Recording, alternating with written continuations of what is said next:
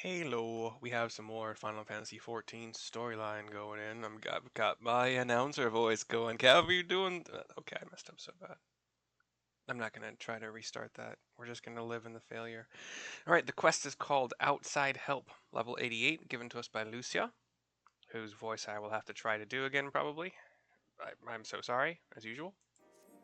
Oh, cutscene. We'll see what happens here. No, no. Damn. Wait, did I? No major injuries then? Good. I briefed the recovered soldiers and sent them on their way as quickly as I could, My but bad. nevertheless feared they would not make it in time. I thought I clicked the window and I guess it my alt tab does a weird thing where it just kind of pauses with all of the tabs like showing and then yeah, anyway. Cool. Yay, voice acted. Julius and Elfin over here. Euless, sorry. The additional support was invaluable. Your men saved more than a few lives.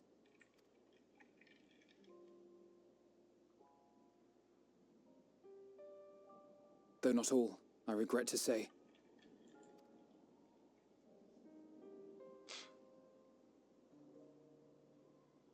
I take it that I'm addressing Lucia Junius.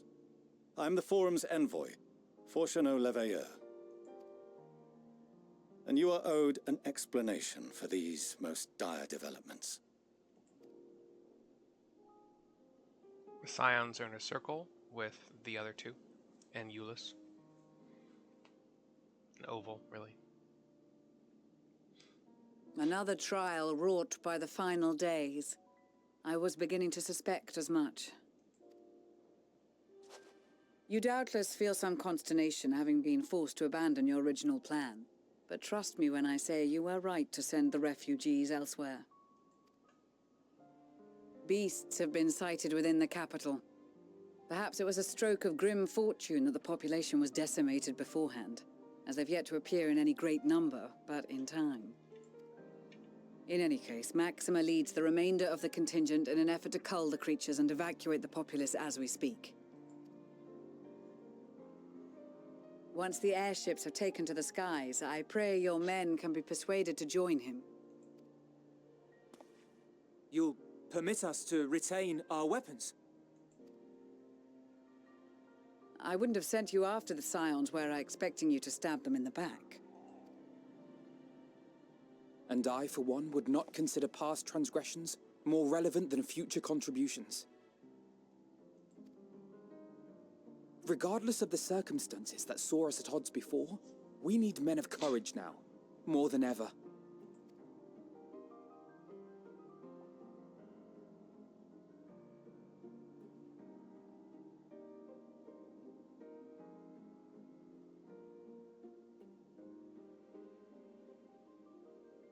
Alice gives him a little smile. I give him a smile and a nod.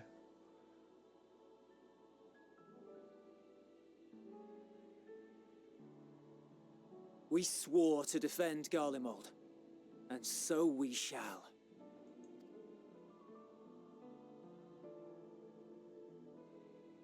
It seems you have everything under control. You will excuse me then, for mine own duties await. A moment, Master Fortuneau. Papa? You did desire to express your appreciation for services rendered, did you not? I did. Scowls a little. Though if you intend to again ask that Charlian alter its course, you will find my gratitude insufficient. 'Tis nothing so onerous. I wish to hear the details of this grand endeavor of yours.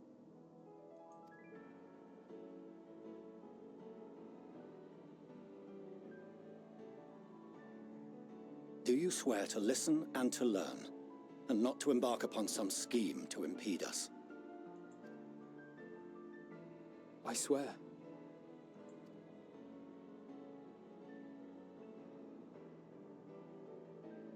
There's a little stare down happening.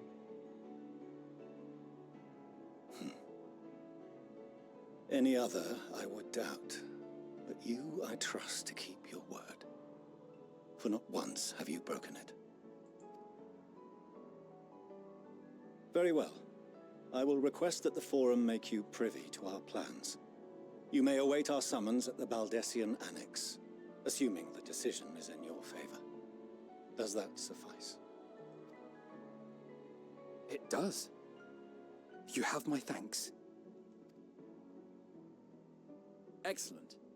You can regale us with tales of your most recent sojourn to the First while we wait. That was Garaha to myself. I smile and nod. His ears prick up. Did you hear something just now? We all look in the direction he has started to look. And the screen goes bzz, and there's this like bunny creature like the ones on the ship, the moon. But its eyes are clouded over and it's walking like a zombie along the road. Pudding.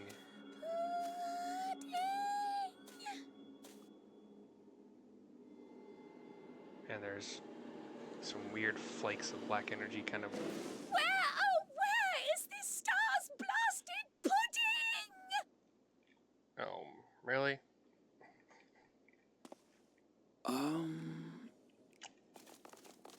And then some more bunny people come. Not zombies, they are in peak formation. While the pudding one continues zombieing around. Dawn may banish even the darkest night, Dawn may banish even the dark. and to this bitter clime bring warmth and comfort. Our buddy, Urianger.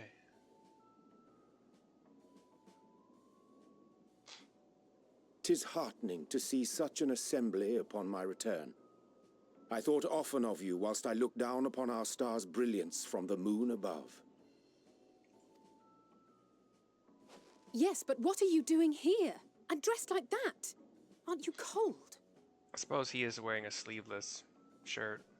Verily, I fear for my health should I proceed to expound upon our purpose ere I procure more suitable He is garments. shaking now.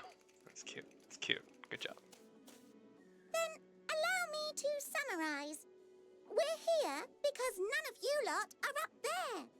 Nor has anyone deigned to send word about any changes in the plans. This is Living Way, the leader as far as I remember. It's rude, is what it is. At least that's what I thought at first, but then folks got to wondering if you weren't in a spot of bother, so we decided to take matters into our own hands. Come down here and help, if our help be needed. So she says, but it's also something of a convenient excuse to visit Aetheris. Urianger made it sound absolutely marvelous. More so before the impending doom, but still. That's Mapping Way. And it's not like there will ever be a better time. What with the aforementioned doom? Singing Way. Marvellous, they say, yet not an ounce of pudding to be found. I must suffer Urianger's inferior works no more. You may guess that's Pudding Way.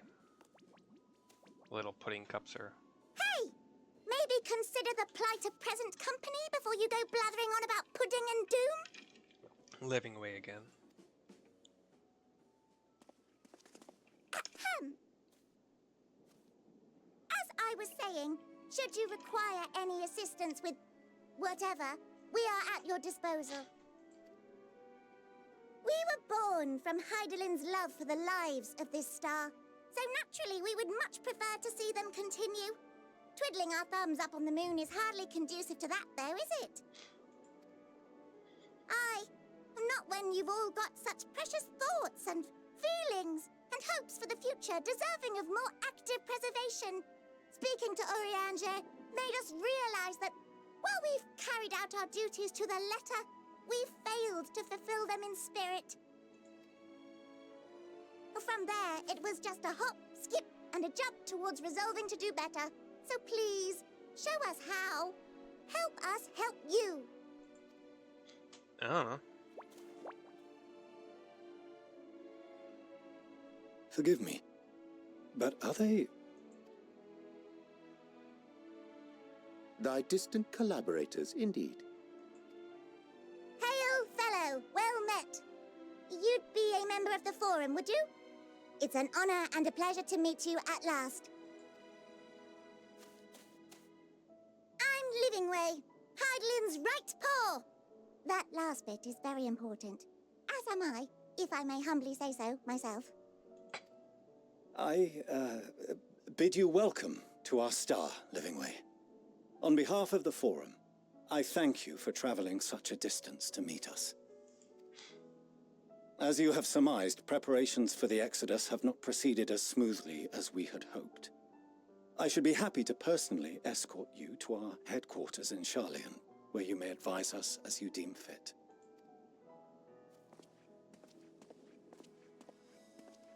'Twas with reluctance that I set aside the great work of readying the moon for habitation. Be assured that I did so only after the Loperites made plain their earnest desire to come hither, and I myself felt a growing certainty that their contributions here would prove invaluable. 'Tis trite, perhaps, but I followed my heart. How dare you? My options are good to have you back, or may thy disciples banish this darkest of nights. I'm gonna go with good to have you back.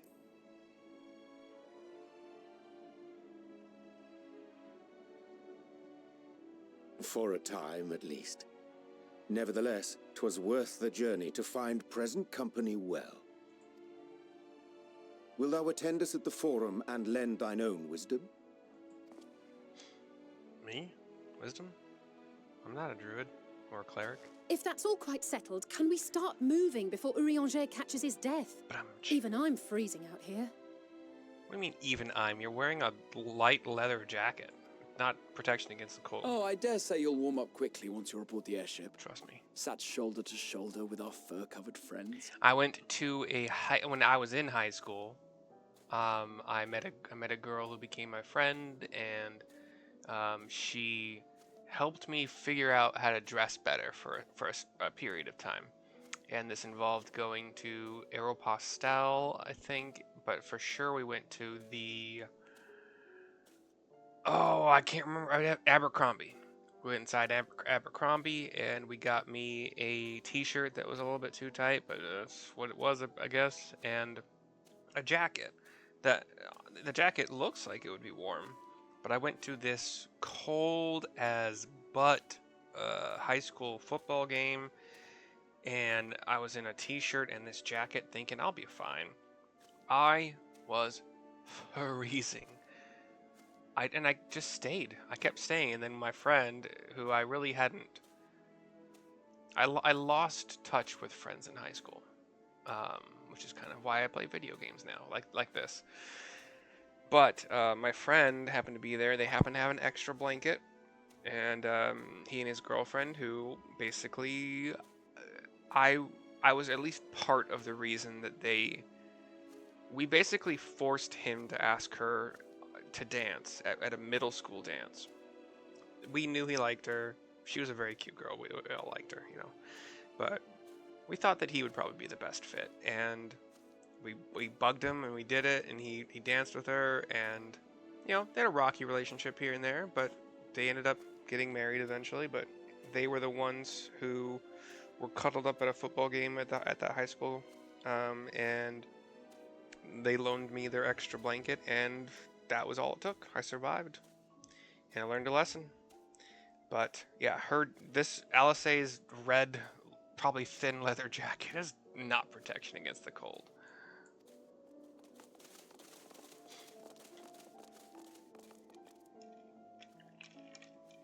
I can't say my suit of plate armor is any better, really.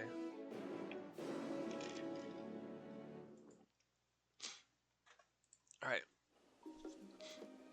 We are magically at the dock in Old Charlian, at a dock at least. And Urianger, I dare say Master Fortuner was as nonplussed as we to learn that I dare say Master Fortuner was as nonplussed as we to learn the identity of Hydalen's lunar custodians. As he will soon discover, they have much and more to offer to the Forum. Might I suggest we return to the Annex forthwith? We may yet have time to discuss thy recent adventures ere we are summoned to the Rostra. I can't mount here, right? Boop. So, we'll sprint to the first teleport crystal thing. Got my Poro Rogo as my randomly summoned little buddy. There is a teleport right outside where we need to go, and it'll save us time using it.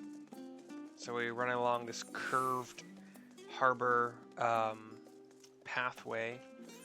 It's like boats can kind of sail into like a U-shaped or a 3/4 circle shaped little harbor thing, and you can do straight docks as well, no problem there.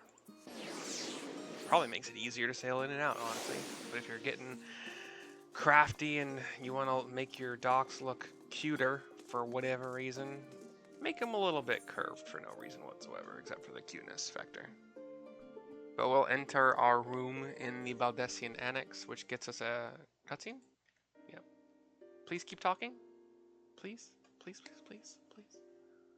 There's a lot to say. It's important. Please.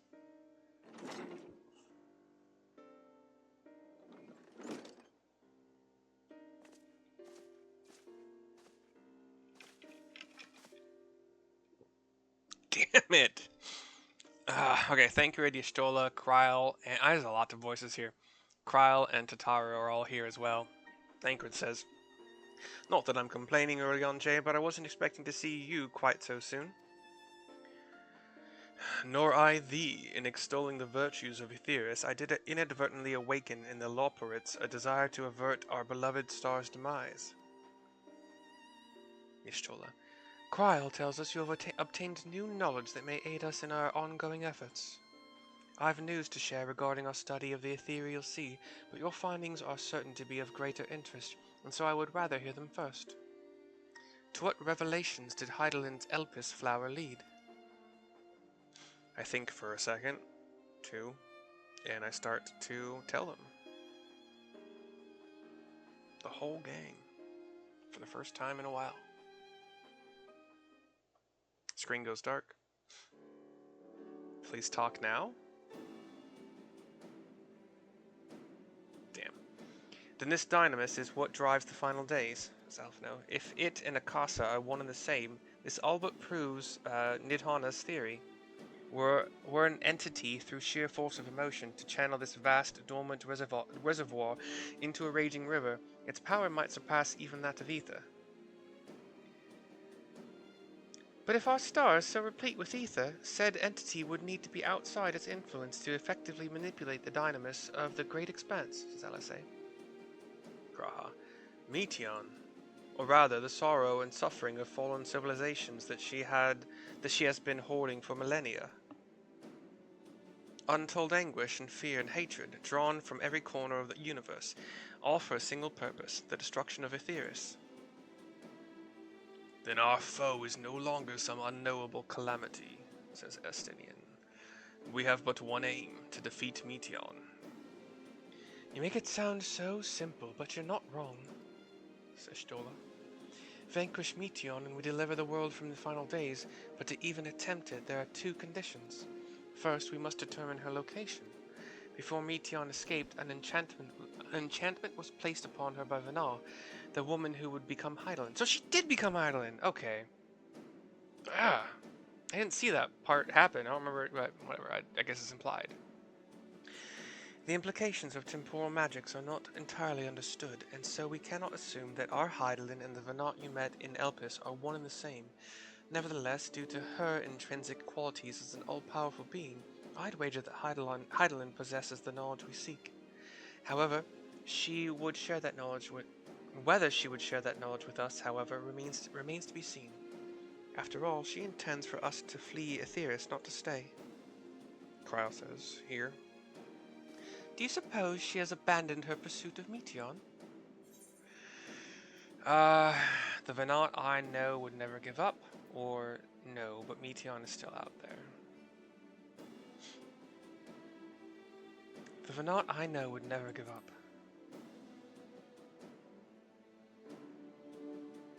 That's my impression too, otherwise she wouldn't have used me as a conduit for her will, or provided clues such as the Elpis flower. I believe she has been waiting, she thinks some more, for mankind's answer to Hermes' question. I nod. So, what's the second condition? Does Alpha know? We must find a means to reach Meteion, Y'shtola. Naturally, our chosen method will depend entirely upon wheresoever she has made her nest. I know I'm not doing Y'shtola's voice nearly enough, but... Then communing with Heidelin must by necessity come first, says Thancred. Did you and Master Matoya have any luck with your investigation into the ethereal sea? Sadly not. Though we enlisted the help of Orenvold and other echo-based blessed allies, we couldn't detect so much as a whisper from Heidelin, even from within the antitower. Master Matoya is of the opinion that in the years since abandoning it, the Forum has found some other method of receiving instructions from Heidelin. If so, it would most likely be some form of apparatus for observers. For observing the ethereal sea built closer to home. There's a knock at the door. Sorry to interrupt. We've just received word from the Forum, says Ojika Sunjika. I think that's the person right outside the door, that is at the desk.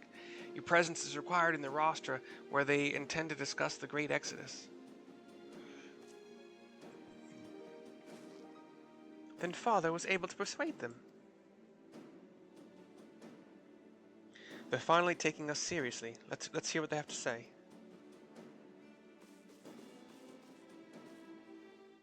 That was hard. I know Y'shtola is more like this. I'm Y'shtola, but it kind of reminds me of Emmett Selk and how nasally I had to make it for him, or tried to make it for him.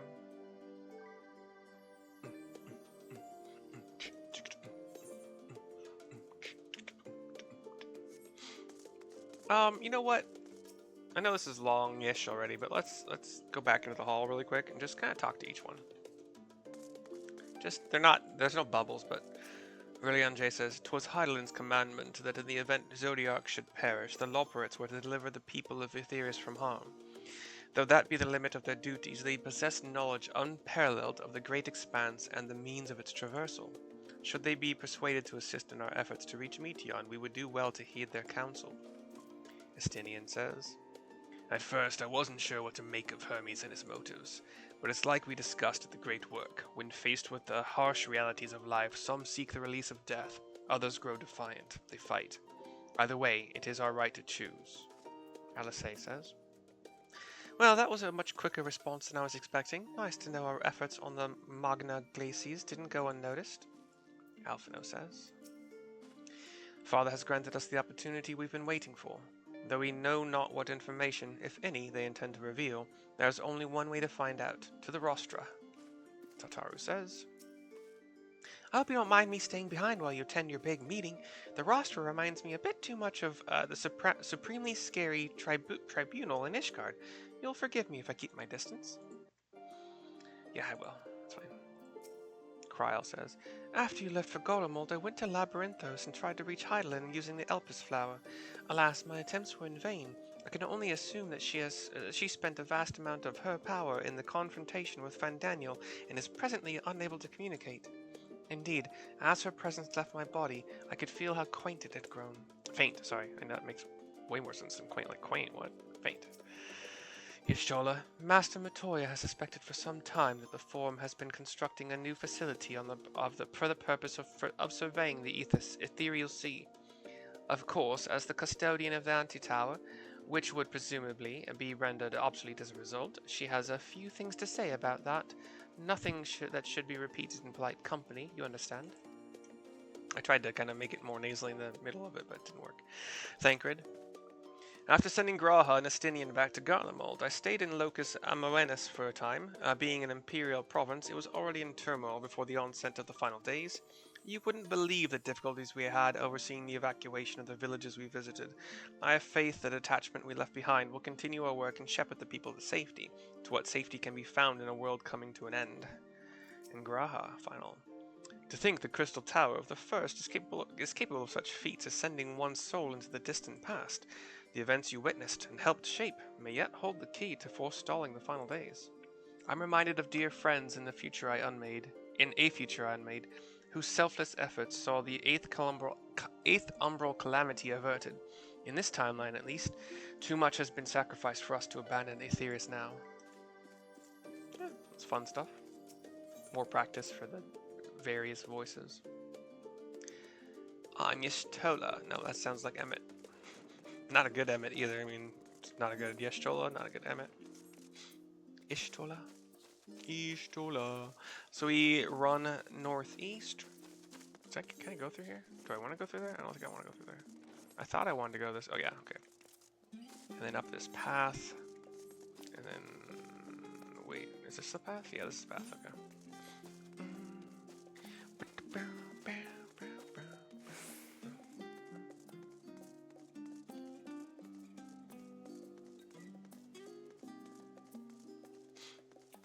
Okay, I gotta go up one more. So stairs, stairs, stairs, stairs, stairs, stairs, stairs, stairs, stairs, stairs, stairs, stairs, stairs, stairs, stairs, stairs.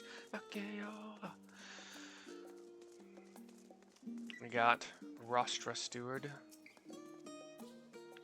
The forum is in session, and as such, the rostra is closed to visitors. A sign of the seventh dawn. Very well, you may wait in the corridor. Of course, entry will only be permitted on the condition you leave your armaments at the door. Lest you forget, the sacred institution holds rational discourse in the highest. The implements of war are expressly forbidden. Okay.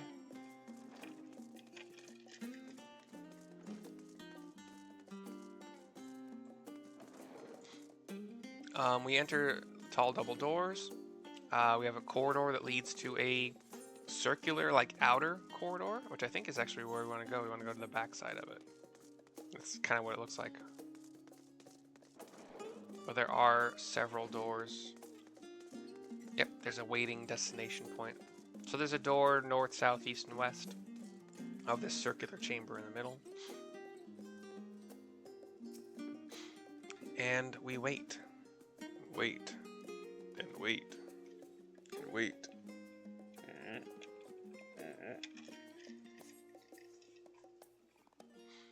Cutscene. This one has to have them talking, right?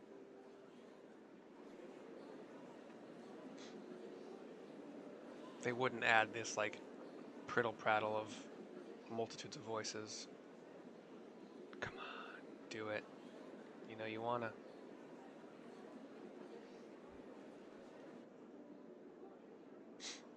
We see Alphino kind of staring down his father. There is a matter I wish to raise with you before we enter.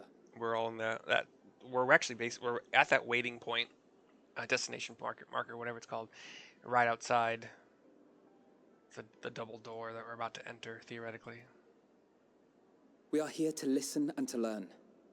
But if the forum's plans are more or less what I expect, then I should like to make a proposal that will serve our ends. By your leave, of course. We all look to each other, nods. I don't see why not. Your words and wits have gotten us this far. Agreed. I will present our queries so that you may consider the most advantageous way to advance your proposal without distraction. Thank you, everyone. If I may have your attention, the ad hoc session will now commence. The purpose of today's assembly is to brief the Scions of the Seventh Dawn at their request on the Great Exodus. By the way, today, I think that I had a problem with this tire starting yesterday. But my back left tire, it was getting lower, getting lower, getting lower over the course of today's deliveries, and I cut off my delivery day early tried to go to the tire shop where I bought them all because I get free tire repairs there because I bought like a little extra warranty.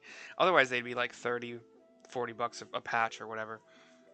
But they were closed. I didn't know they were closed on Sundays, which was sad. So I drove home, found out not one, but 2 nails in that same tire.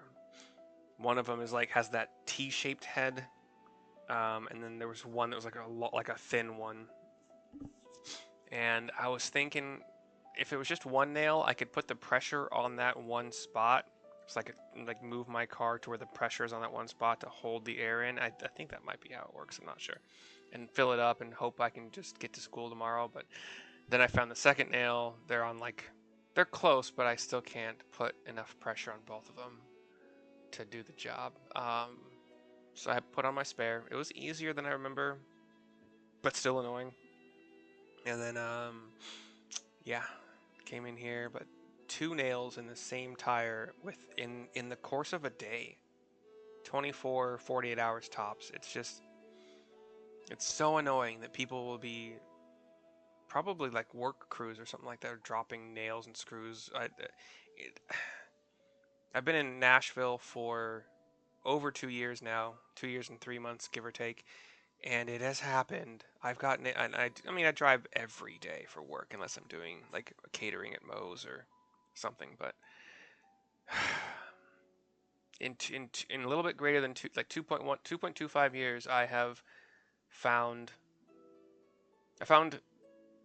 I think 2 nails in the first month in my tires, and then yeah, anyway, a lot, like 5 or 6, maybe even up to 10 by now. I'm not sure, but 8, I don't know. Anyway, let's keep going. Sorry. You may enter.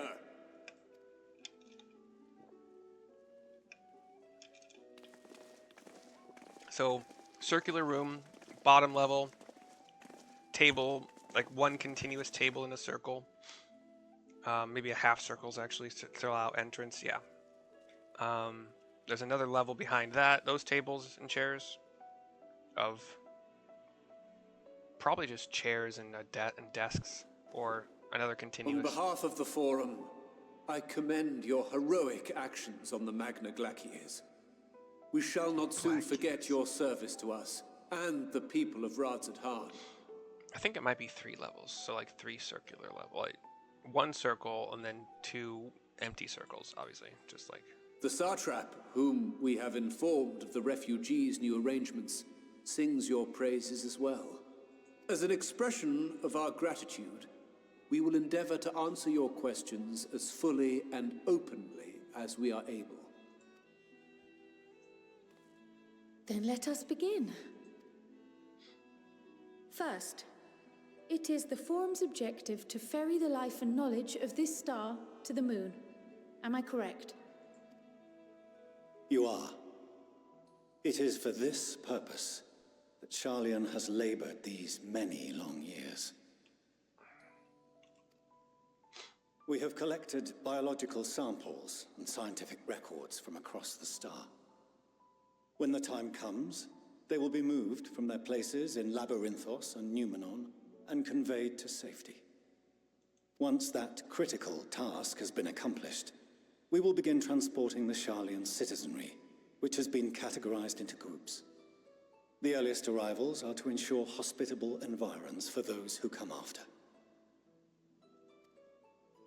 Following our people, we will send those of other nations in turn, beginning with our allies.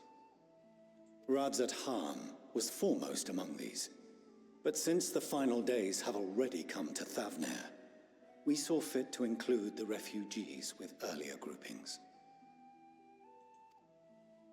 An ambitious plan. You have accounted for the safety of all nations and tribes, then? As many as we can. And how, pray tell, do you decide who to leave behind?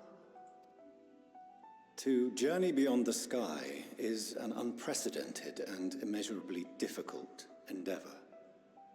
Introducing sources of inevitable conflict would condemn all to certain death.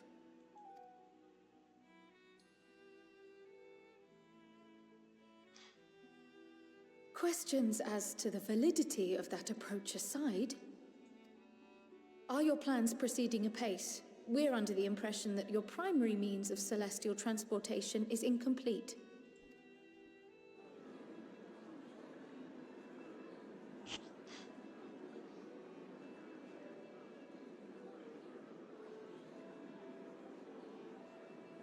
If only in that it does not meet our optimal parameters, that is correct. This arc, as some have taken to calling it, is fully operational and could be launched even today. However, the final days have progressed more quickly than we anticipated. At present, the ship is incapable of attaining speeds sufficient to meet our evacuation targets.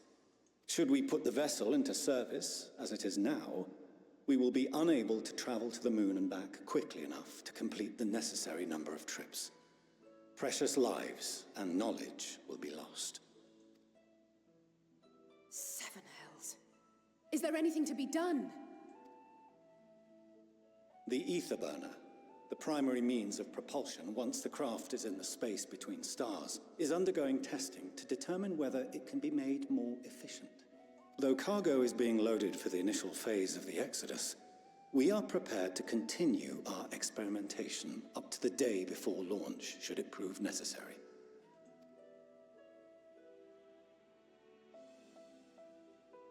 What if the Scions were to solve your problem?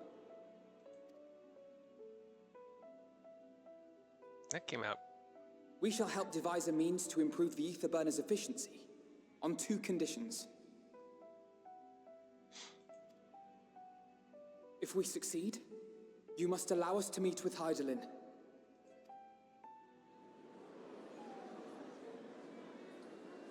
'Twas simple enough to deduce.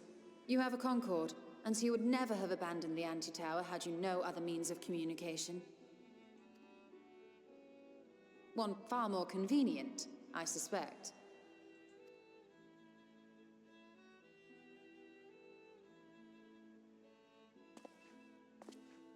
The second condition, also to be met upon our success, is that we be permitted to propose another use for your Ark.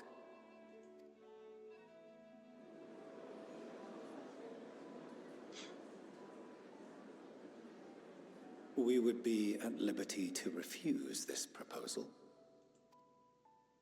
Of course. If we cannot prove its merit to the 99 here, who are we to stake on it the lives of all peoples of this star?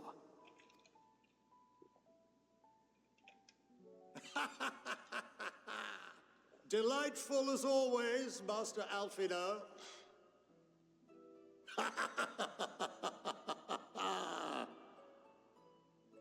Oh, we couldn't have asked for a finer plan. Allow us to solve this complex engineering problem of which we were entirely unaware until moments ago. What could possibly go wrong? The satire writes itself.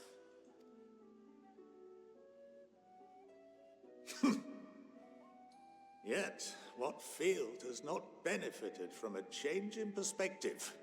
When we are at wit's end, what we need is not the same dry theories recited ad nauseam, but fresh inspiration.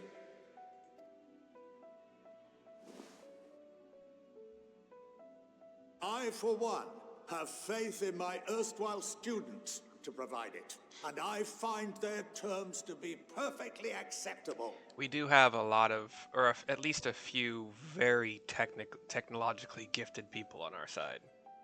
Sid, Nero. I don't know if Gaius actually has technical prowess, but he certainly wields technology as weaponry and armor just fine. And then Wedge and Biggs. I feel like there's one more. Wasn't there a female who we don't get to see very often? I don't remember.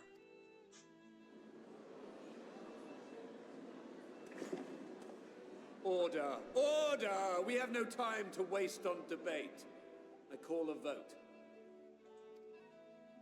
All in favor of agreeing to the Scion's terms?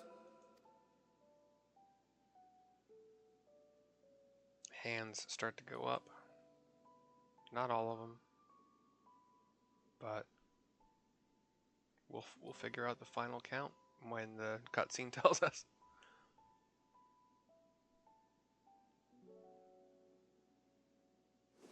He raises his own.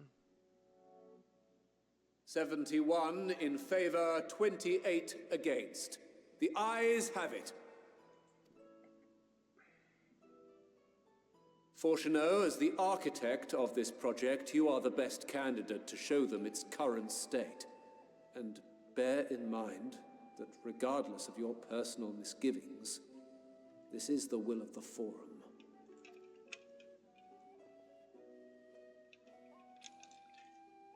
Very well.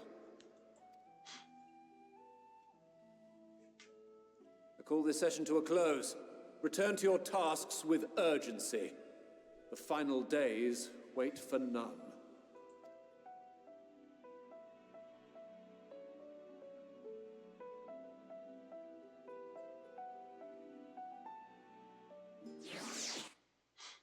We'll see if... Yeah, okay. Should I talk to everybody again? No, I'm not gonna do it again. Talk to Alpha now to finish the quest. Sorry about not letting the rest of you in on my plan. I was, admittedly, thinking on my feet for the most part. But since we require both a means of communing with Heidelin and reaching Meteon, in the spur of the moment I saw involving ourselves with the completion of the Ark as a way to work towards both objectives simultaneously. However, we must first keep our end of the bargain by solving the problem of the ether burner. I'd like to think it is not a challenge beyond our combined expertise, or at least the expertise of our extended circle of associates, Sid, Nero, etc. It might behoove us to learn how an ether burner actually works before we attempt to improve it, though. Funny. Outside help. Is that the name of the quest? Oh, well, okay. Is complete. Our next person to talk to go to the next quest is Fortuneau, but we'll stop with this recording. I hope you enjoyed. I like that kind of stuff. I'll see you next time. Bye-bye.